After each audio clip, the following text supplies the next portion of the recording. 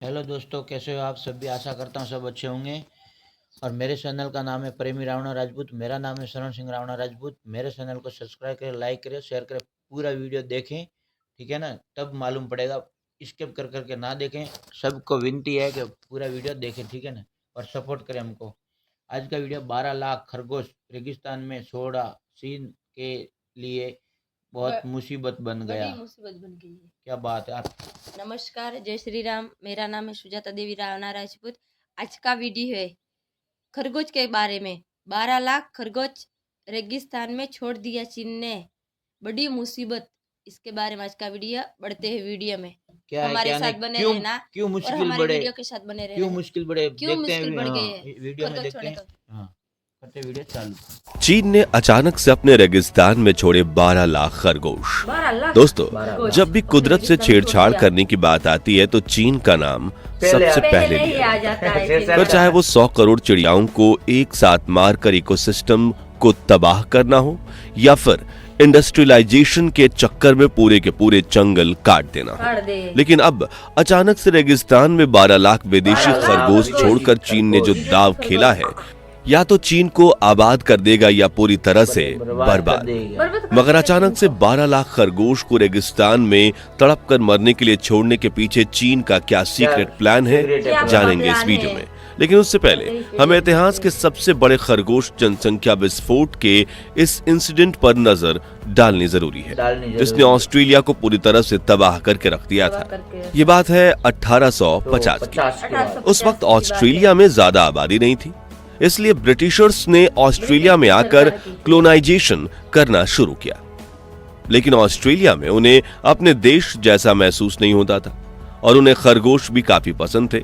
इसलिए वर्ष 1859 में थॉमस ऑस्टीन नाम के एक ब्रिटिशर ने यूरोप में रहने वाले उसके परिवार ने 13 यूरोपियन रैबिट्स तोहफे में भेजे, जिसे उसने अपने स्टेट के बैकयार्ड में छोड़ दिया। उसके बाद ऑस्ट्रेलिया में रैबिट की पॉपुलेशन इस कदर बढ़ी कि उन्होंने पूरे ऑस्ट्रेलियन कॉन्टिनेंट के 70% हिस्से को अपना घर बना लिया। जी हाँ, ये जानकर आपको हैरानी होगी कि महज 60 सालों में उन 13 खरगोशों ने अपनी आबादी बढ़ाकर 10 बिलियन कर दी थी। यहाँ खरगोश अपनी पॉपुलेशन इतनी तेजी से इसलिए बढ़ा पाए क्योंकि वहाँ उन्हें मारने के लिए कोई नेचुरल प्रेडेटर मौजूद नहीं था, कोई उनका प्राकृतिक शिकारी मौजूद नहीं था। हालात इतने खराब हो गए कि खरगोशों ने पूरे ऑस्ट्रेलिया महाद्वीप की फसलें तबाह कर दी। पूरे द्वीप पर सोइल एरोजन होने लगा और खरगोश रिहायशी इलाकों में भी घुसने लगे और लोगों के चुपके से घरों में घुसकर तबाही मचा देते थे। इससे भी ज्यादा फिक्र की बात यह थी कि ऑस्ट्रेलिया में खरगोश की संख्या लगातार बढ़ती ही जा रही थी और विशेषज्ञों का मानना था कि जल्द ही इसका उपाय नहीं खोजा गया तो सभी इंसानों को हमेशा हमेशा के लिए ये महाद्वीप छोड़ना पड़ेगा। ऐसे में अगर हम इसे इतिहास का सबसे बड़ा मैमल पॉपुलेशन एक्सप्लोजन कहें तो गलत नहीं होगा। यह हर साल 80 मील इलाके को अपने अंडर में लेकर हर प्रांत, हर स्टेट, हर कोने तक पहुंच गए थे। यहाँ तक कि कुछ इलाकों में तो बॉर्डर पर फेंस भी लगाई गई थी और जहरीली गोलियां भी फेंकी गई थी जिसे खाकर खरगोश मर जाएं। लेकिन कोई तरीका कारगर साबित नहीं हो रहा था। ये खरगोश गड्ढे खोदकर जमीन में रहते थे, इसलिए किसानों को इनके घर डिस्ट्रॉय करने का भी आदेश दिया गया, लेकिन उससे भी कोई फर्क नहीं पड़ा। कुछ लोगों ने तो ये तक कहा कि खरगोश के समूह ने हम पर हमला करने की कोशिश की है। अब चूंकि ये वाइल्ड रैबिट्स थे तो जब इन्हें खाना नहीं मिल पाता था तो ये चिड़चिड़े हो जाते थे और हमला करने में देर नहीं करते थे। तभी ऑस्ट्रेलिया की सरकार ने कड़ा फैसला लेते हुए कुछ वाइल्ड रैबिट्स को पकड़ा और उनके शरीर में माइक्सोमेटोसिस नामक वायरस को इंजेक्ट कर दिया और उन्हें जंगल में छोड़ दिया। ये वायरस रैबिट को एक ऐसे डिजीज को देता था जिससे तड़प कर उनकी मौत हो जाती थी। हालांकि कई देशों ने ऑस्ट्रेलिया के इस कदम की आलोचना भी की क्योंकि ऑस्ट्रेलिया वो पहला देश था जिसने जानबूझकर जीवित जीवों में वायरस फैलाया था। लेकिन ऑस्ट्रेलिया ने किसी की एक नहीं सुनी और कई सालों तक रैबिट में वायरस इंजेक्ट करता रहा और एक से दूसरे खरगोश में वायरस फैलने की वजह से अनगिनत खरगोश मारे गए, जिससे ऑस्ट्रेलिया में खरगोशों की संख्या कम होकर 1 बिलियन पर आ गई। एक समय तो ऐसा था कि ऑस्ट्रेलिया के जंगलों में सिर्फ मरे हुए खरगोश ही दिखाई देते थे, लेकिन फिर बचे हुए रैबिट्स ने इस वायरस के खिलाफ अपनी इम्यूनिटी बिल्ड कर ली और अब उनके शरीर पर इस वायरस का कोई असर नहीं होता था, जो देखकर वहां के वैज्ञानिक लैब में ही एक और वायरस बनाने की कोशिश में लग गए। जी हाँ दोस्तों, 80 के दशक में ऑस्ट्रेलियन साइंटिस्ट RHDV यानी रैबिट हेमोरेजिक डिजीज वायरस बनाने में कामयाब हुए, जो रिबोन्यूक्लिक एसिड से बना हुआ था। और जब रैबिट इस वायरस के कांटेक्ट में आते तो तुरंत संक्रमित हो जाते और महज 48 घंटों में उनकी मौत हो जाती। इस तरह साल 1996 आते आते इस वायरस ने ऑस्ट्रेलिया में 96% तक रैबिट्स की मौत कर दी। और आज ऑस्ट्रेलिया में करीब 200 बिलियन रैबिट्स हैं, जिनका नियंत्रण बनाए रखने के लिए उन्हें कुछ जंगलों में ही रखा गया है। दोस्तों, ऑस्ट्रेलिया के इस द रैबिट प्रॉब्लम से दुनिया को एक सीख जरूर मिली कि जो जानवर जिस इलाके का है उसे वहीं रहने देना चाहिए, वरना दूसरे देश या महाद्वीप के डिफरेंट इकोसिस्टम में या तो उसकी मौत हो जाएगी या फिर वो अपनी संख्या इस कदर बढ़ा लेंगे कि उन्हें संभाल पाना नामुमकिन हो जाएगा। लेकिन ये सब जानने के बावजूद चीन ने एक ऐसा रिस्की कदम उठाया है जो या तो उसे आबाद करेगा या फिर बर्बाद। जी हाँ, हम बात कर रहे हैं रेगिस्तान में अचानक से 12 लाख खरगोश छोड़ने की चीन के बड़े दाव के बारे में। लेकिन चीन में हर साल दुनिया में किसी भी देश से ज्यादा यानी करीब 99 मिलियन खरगोश पैदा होते हैं, तो फिर उसने अपने जंगलों में 12 लाख विदेशी खरगोश क्यों छोड़े हैं? इसका कारण जानने के लिए हमें चीन के इतिहास को कुछ साल पीछे पलट कर देखना होगा। तो 1950 के दशक में चीन के तानाशाह माओ जेडोंग ने ग्रेट लीप फॉरवर्ड नाम से कैंपेन की शुरुआत की थी, जिसमें देश में एग्रीकल्चर और इंडस्ट्रियलाइजेशन को बढ़ावा देने के लिए 5 साल का प्लान बनाया गया था, जिसका एक हिस्सा था फॉर एविल्स कैंपेन। और इसकी टैगलाइन रखी गई थी, इंसान को कुदरत को मुट्ठी में करना होगा, जिसके तहत माओ जेडोंग का प्लान था कि वो सारी चीजों जो खेती को नुकसान पहुंचाती हैं उन्हें पूरी जड़ से खत्म कर दिया जाए। इसके लिए उन्होंने सबसे पहला काम किया, जो स्पैरो होती हैं, गौरैया, उन चिड़ियों को मारना शुरू कर दिया। चिड़िया जहां नजर आती थी खेत के पास, जो बर्तन बजाकर उन्हें लैंड नहीं होने दिया जाता, उतरने नहीं दिया जाता था, उनको गोली मारी जाती थी, उनका शिकार किया जा रहा था। और आपको ये जानकर हैरानी होगी कि सरकार उन चीनी लोगों को इंसेंटिव देती थी जो सबसे ज्यादा चिड़िया मारता था। अब ऐसा इसलिए क्योंकि चीन के तानाशाह का मानना था कि ये चिड़िया हमारी 1 से 2% फसल खा जाती है, लेकिन उसने इस बात पर ध्यान नहीं दिया कि चिड़िया फसल के साथ साथ कीड़े मकोड़े भी खाती है। वही कीड़े मकोड़े जो पूरे खेत को नष्ट करने की ताकत रखते हैं। यानी कि एक तरह से चिड़िया चीनी लोगों के खेत की रक्षा करती थी और यह कुदरत का इकोसिस्टम बना हुआ था। लेकिन देखते ही देखते चीन ने अपने यहाँ मौजूद हर चिड़िया को मार दिया, जिससे कीड़े मकोड़े और चूहों की संख्या बढ़ने लगी और इन तीनों जीवों ने मिलकर पूरे के पूरे खेत तबाह करने शुरू कर दिए। जो देख चीनियों ने जहर छिड़क कर 1.5 बिलियन चूहे, 200 मिलियन पाउंड मक्खियां और 24 मिलियन पाउंड कीड़े मकोड़े मार दिए।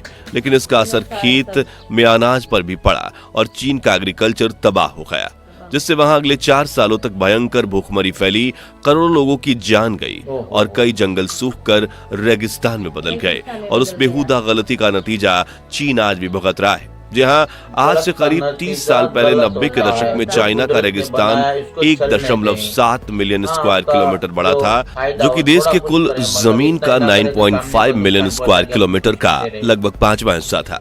लेकिन साल 2015 आते आते चीन का रेगिस्तानी इलाका 2.62 मिलियन स्क्वायर किलोमीटर तक पहुंच गया। इसके अलावा चीन की 44% जमीन DPR यानी डिजर्टिफिकेशन प्रोन जोन में पहुंच चुकी थी, यानी बंजर हो चुकी थी और रेतीला रेगिस्तान धीरे धीरे अपनी सीमाएं बढ़ाता जा रहा है, जिससे चीन में बारिश की कमी होने लगी और ग्लोबल वार्मिंग भी अपने चरम पर पहुंच गई। साथ ही पानी भी कम होने लगा और शहरी इलाकों में भीड़ बढ़ने लगी, क्योंकि गांव में रहने वाले लोग शहरों की तरफ माइग्रेट होने लगे। जो देख चीन अथॉरिटीज के पैरों तले जमीन खिसक गई, क्योंकि इस डिजर्टिफिकेशन से चीन को हर साल 54 बिलियन युआन यानी करीब 63,400 करोड़ रुपए का इकोनॉमिक लॉस हो रहा था। वहीं इससे चीन की 30% जनता यानी 40 करोड़ लोगों पर प्रभाव पड़ रहा था और अगर ऐसा ही चलता रहता तो अगले 300 साल में चीन एक बंजर रेगिस्तान बन जाता और इसकी इकोनॉमी अर्थ से फर्श पर आ गिरती, जिसे देखते हुए चीन ने रेगिस्तान को जंगल में बदलने के प्रोजेक्ट पर काम शुरू किया, जिसमें 3 स्टेप्स फॉलो किए जाने लगे। और पहली टेक्निक थी फॉरेस्ट्री, जिसके तहत चीनी प्रशासन ने 3 लाख एकड़ रेतीली जमीन में जंगल बनाने के लिए वहां से पेड़ लगाने शुरू किए, जो रेतीली जमीन में उग सके। दूसरा कदम था एग्रीकल्चर, जिसके लिए रेगिस्तान के आसपास के गांव के किसानों को इस जमीन पर खेती करने के लिए प्रेरित किया गया और उन्हें उस तरह की फसलों की खेती करने को कहा गया जो रेतीली जमीन पर कम पानी में पनप सके।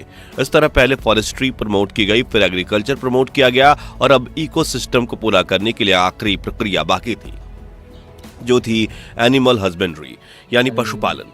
अब चीन के वैज्ञानिकों ने सालों तक रिसर्च किया कि इन जंगलों में कौन सा जानवर छोड़ें जो नए इकोसिस्टम में पनप सके और अपनी संख्या भी बढ़ा सके, ताकि इनका पशुपालन करने वाले किसानों को भी आमदनी हो सके। और फिर रेक्स प्रजाति के रैबिट को चुना गया, क्योंकि चीनी लोगों को रैबिट खाना बहुत पसंद है, जिससे इन्हें पालने वाले किसान इन्हें बेचकर कुछ पैसे भी कमा सकते थे। इसके अलावा इस प्रजाति के खरगोश की खासियत होती है कि ये घास की जड़ों को तराशता है, जिससे ये जमीन की मिट्टी में खुदाई करके सुरंग बनाता है और फिर उसमें जाकर नीचे से घास के जड़ों को चरना शुरू करता है। इसकी इस हरकत से जमीन और ज्यादा उपजाऊ होने लगती है, और उपजाऊ जमीन होगी तो पुराने प्लांट्स से जो सीड यानी बीज गिरेंगे वो भी अपने आप उगने लगेंगे और फॉरेस्टेशन की प्रोसेस बूस्ट हो जाएगी।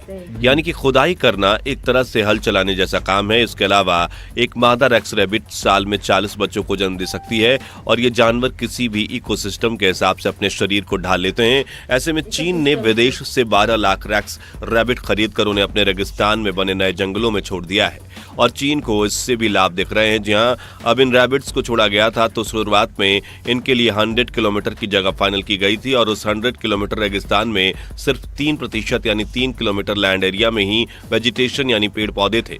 मगर कुछ ही सालों में यह आंकड़ा बढ़कर 84% तक पहुंच चुका है, यानी 100 में से 84 किलोमीटर जमीन उपजाऊ हो गई है, जहां घास, पेड़ पौधे, फसलें पनप रही हैं। लेकिन जैसा कि आपने ऑस्ट्रेलिया के केस में देखा, खरगोश वैसे ही फॉरेस्ट्री को प्रमोट करते हैं, लेकिन उनकी संख्या हद से ज्यादा बढ़ जाए तो वो पूरे के पूरे जंगल को तबाह भी कर सकते हैं। तो देखना ये होगा कि आगे क्या होगा। तो दोस्तों, चीन ने अपने रेगिस्तान में 12 लाख खरगोश छोड़कर सही किया या गलत? क्या भारत को भी चीन जैसा रिस्की प्लान बनाकर अपने थार रेगिस्तान को जंगल में बदलने की कोशिश करनी चाहिए या नहीं?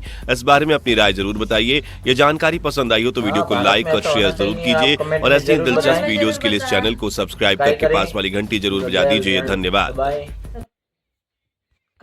दोस्तों, ये तो वीडियो खत्म हो गया, मगर आप सोचो चाइना वाला क्या क्या कर सकता है। बात रे, कितने 12 लाख खरगोश को विदेश से मांग के चाइना के अंदर छोड़ दिए और रेगिस्तान को अभी जंगल बना रहा है। आप रेगिस्तान को जंगल बना रहा है, क्या बात है।